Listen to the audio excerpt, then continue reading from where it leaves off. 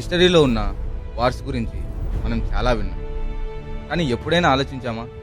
ఆ యుద్ధాలలో ఉన్న వ్యూహాలేంటి, strategies, king decisions ఎలా ఉంటాయి, ఏషియన్ కింగ్స్ ఎలా యుద్ధాలు ప్లాన్ చేసేవారు? ఈ సిరీస్లో మనం ఇవన్నీ ఎక్స్ప్లోర్ చేద్దాం. So without any delay, welcome to our new series యుద్ధ రహస్యాలు, the hidden truth of wars. ఈ సిరీస్లోని ప్రతి ఎపిసోడ్లో ఒక యూనిక్ వార్ స్టోరీ ఉంటుంది. Exciting, thrilling and full of strategy. Let's uncover the real mind games behind the greatest wars.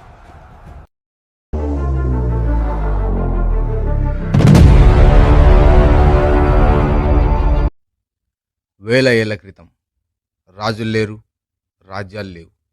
కానీ మొదటి యుద్ధం అప్పుడే మొదలైంది. ధనానికి కాదు, అధికారం కోసం కాదు, బ్రతకడానికి.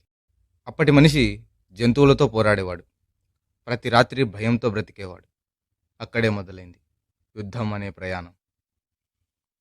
కాలం క్రమంగా మారింది. మనిషి బలవంతుడయ్యాడు. కానీ కొత్త శత్రువు వచ్చాడు. అతనే ఇంకో మనిషి. నీరు, భూమి, ఆకాశం కోసం గుంపులు గుంపులుగా పోరాడేవారు. అప్పుడే ఇది నాది అనే భావం మొదలైంది. ఒక తెగ నది వద్ద బ్రతుకుతుంటే ఇంకో తెగ వచ్చి ఆ నీరు కావాలనేది. ఇదే మొదటి యుద్ధం. ఇలా పోరాటం మనిషి స్వభావంలో కలిసిపోయింది. కాలం గడిచింది. నాగరికతలు పుట్టాయి. రాళ్ళు కంచె అయ్యాయి, కంచు ఇనుమైంది. అప్పటి నుంచి యుద్ధాలు సిస్టమేటిక్ అయ్యాయి. సైన్యాలు, నాయకత్వం, వ్యూహాలు పుట్టాయి. మొట్టమొదటిసారిగా నమోదైన యుద్ధం మొసపొటోమియాలో జరిగింది. సుమేరియన్లు పరస్పరం పంట భూముల కోసం పోరాడారు. ఆ రోజు నుండి యుద్ధం ఒక కల అయింది. ఎలా పోరాడాలి, ఎప్పుడు దాడి చేయాలి, ఎప్పుడు వెనక్కి వెళ్ళాలి అని. అదే సుమేరియన్ మెసపొటోమియాలో జరిగిన మొదటి రికార్డెడ్ వార్. ఇది కేవలం యుద్ధం కాదు, ఇది మానవ చరిత్రలో మొదటి యుద్ధం. కత్తి మొదట రక్తం తాకిన రోజు, నేల మొదటి సైనికుడి అడుగులు విన్న రోజు. ఆ రోజు సుమేర్ మరియు ఎలాం మధ్య జరిగింది. కొన్ని వేల సంవత్సరాల క్రితం ఇప్పటి ఇరాక్ ప్రాంతంలో రెండు నాగరికతలు ఒక నేల కోసం, ఒక నది కోసం ఒకరిపై ఒకరు దాడి చేసుకున్నారు. రెండు గొప్ప నదులైన ట్రైగిస్ మరియు యూఫ్రటిస్ మధ్య ఉన్న మొసపొటోమియాలో అక్కడే పుట్టింది తొలి నాగరికత, తొలి నగరం, తొలి చట్టం, అలాగే తొలి యుద్ధం కూడా. ఆ కాలంలో రెండు రాజ్యాలుండేవి, సుమేర్ మరియు ఎలాం. ఇద్దరికీ నీరు, భూమి, అధికారం కావాలి. ఎలాం రాజు తన సైన్యంతో సుమేర్ సరిహద్దు దాటి వచ్చాడు. ఆ సమయంలో సుమేర్ రాజు ఎన్ మెబెరగేసి, ఆయన నాకిది భూమి కాదు, గౌరవం అనుకున్నాడు. రాజు సైన్యాన్ని సమీకరించాడు. సైన్యం సిద్ధమైంది. చేతిలో బ్రాంజ్ కత్తులు, వీపు వెనుక విల్లులు, ముఖంలో ఆగ్రహం. ఇలా సైన్యం ముందుకు సాగింది. ఇలా సుమేర్ సైన్యం ముందుకు సాగింది. ఎలాం సైన్యం రక్షణలో నిలబడింది. కానీ ఎన్ మెబెరగేసి ఒక వ్యూహం వేశాడు. అదే, వారిని నేరుగా అరికట్టకుండా వాళ్ళని చుట్టుముట్టండి.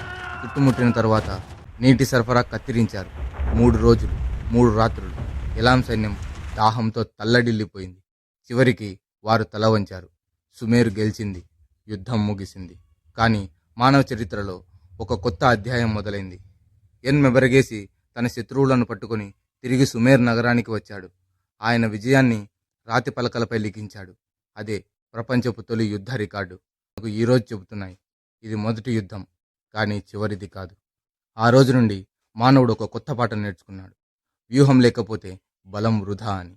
ఇలా ఆ రోజు నుండి యుద్ధం ఒక కళ అయింది. మన భారత చరిత్రలో యుద్ధాలకు ఒక ప్రత్యేక స్థానం ఉంది. మహాభారతం ప్రపంచంలోనే గొప్ప వ్యూహాత్మక యుద్ధం. కేవలం కత్తులతో కాదు, మేధస్సుతో కూడా జరిగింది. తరువాత మౌర్యుల కాలంలో కళింగ యుద్ధం జరిగింది. అశోకుడు లక్షల మందిని చంపిన తరువాత అతని మనసు పూర్తిగా మారిపోయింది. ఆ రక్తపాతం అతనిని రాజు నుండి సన్యాసిగా మార్చింది. ఇక్కడ ప్రతి యుద్ధం చివర నొప్పితోనే ముగుస్తుంది అనే ఒక స్పష్టమైన సందేశాన్ని చరిత్ర మనకు చెప్తోంది. ఇండియాలో ధర్మయుద్ధాలు జరుగుతుండగా ప్రపంచమంతా కూడా యుద్ధాల జ్వాలలో దగ్ధమయ్యేది. గ్రీస్లో స్పార్టన్లు పర్షియన్లతో పోరాడారు. చైనాలో రాజ్యాలు ఒకదానిపై ఒకటి దాడి చేశాయి. ఈజిప్ట్లో ఫరోలు దేవుళ్ల పేరుతో యుద్ధాలు చేశారు. ప్రతి యుద్ధం వెనుక కారణం ఒకటే, భయం, దురాశ, అధికారం. యుద్ధం కత్తులతో మాత్రమే జరగదు, అది ఆలోచనలలో కూడా జరుగుతుంది. మానవుడి మనసులో ఉన్న అస్థిరత, అధికారంపై ఆశ, ఇవే యుద్ధాలకి మూలం. అయితే మీరు చరిత్ర చదివినప్పుడు లేదా ఒక గొప్ప రాజు పేరు విన్నప్పుడు గుర్తుపెట్టుకోండి, మొదటి యుద్ధం అప్పుడే మొదలైంది. ఒక మనిషి ఇంకో మనిషిని చూసి ఇది నాది అనే భావం పెంచుకున్నప్పుడు. ఇదే ప్రతి యుద్ధం మొదలైన క్షణం. మనిషి యుద్ధం చేయడం నేర్చుకున్నాడు, కానీ శాంతి విలువ ఇంకా తెలుసుకుంటూనే ఉన్నాడు. ఇలాంటివి ఇంకా తెలుసుకోవాలంటే సబ్స్క్రైబ్ చేయండి the core. History is not old, it's still alive. Stay tune for next episode.